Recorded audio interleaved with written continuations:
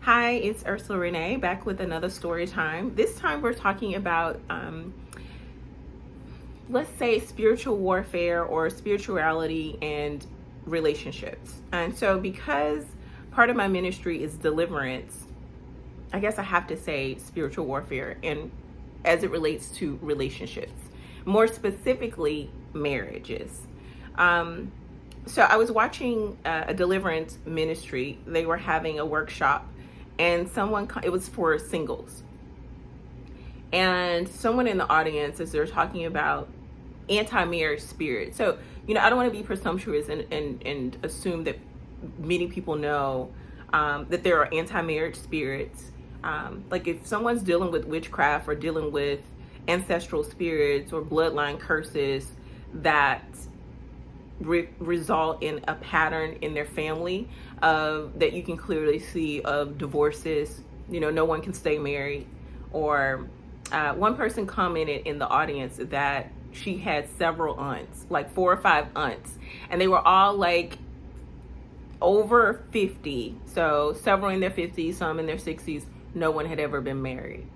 You're seeing a pattern that no one has been married.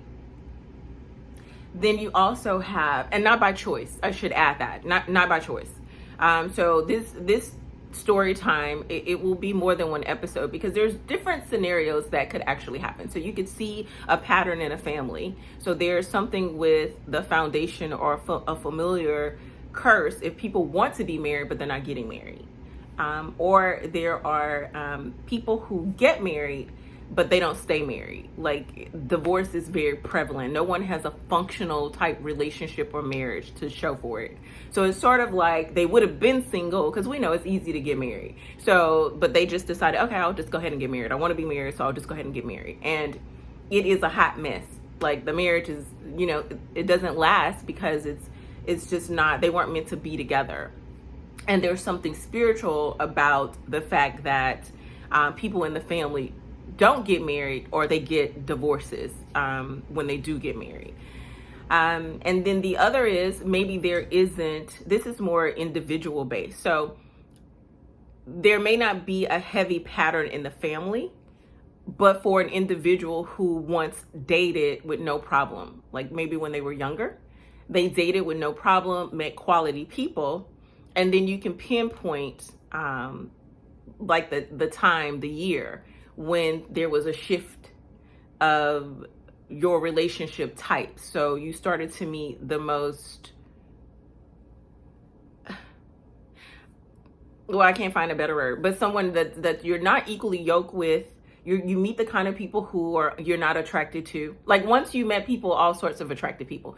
Now you're meeting, like if there was a 5 attractive men at a function, at an event, they would bypass you and go to somebody else. But the person who is the troll, and that's not nice, we're all God's children, but we know even in the Bible, some people were called really, really beautiful. And some people, they were kind of weak on the eyes. The Bible would say so. So we just know some people just have the gift of being really, really beautiful. And some people, it's in the eyesight of the beholder, really. And so that's going to speak to another point. When we start talking about when someone says, oh, you're not married, you never got married, maybe something wrong with them.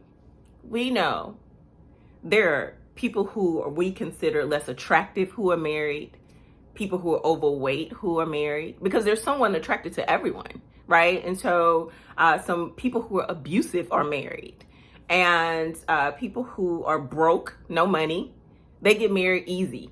They get men, women, whatever they're attracted to, they get it with no problem. So we know it's not just superficial, because I've heard that before. Oh, like she's so pretty. She's so smart. She's got a lot going for her. He's so, oh my God, he's so handsome and he's so fine. And he has a great job, and he just can't seem to attract a decent woman, not someone who's not trying to use him or take advantage of him, or he falls in love with them, but they, sleep with his friends or they dog him. And but once upon a time, he attracted, maybe when he was younger, too young for marriage. There, maybe through when you start dating, high school through even college, he met quality women.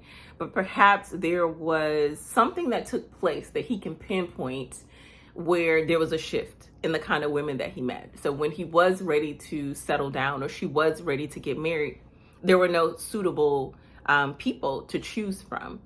So we're going to talk about that in this story time: relationships and spiritual warfare. That's what we'll call it. Marital relationships and spiritual warfare. But before you can get married, you have to date. So we're going to connect those together, like our date lives, our connections. I love connections and spiritual warfare. When is it just something that's taking place, that's natural, that you have to work through, and maybe you're just, it's something physical that you can do. Maybe you're in a space, you don't go out a lot, or you don't, it's something physical that you can really correct. When does it move from something like that to being something a little more nefarious, where someone has done something to affect whether or not you'll marry? So this is episode 1. We'll follow up with more episodes and we'll break it down.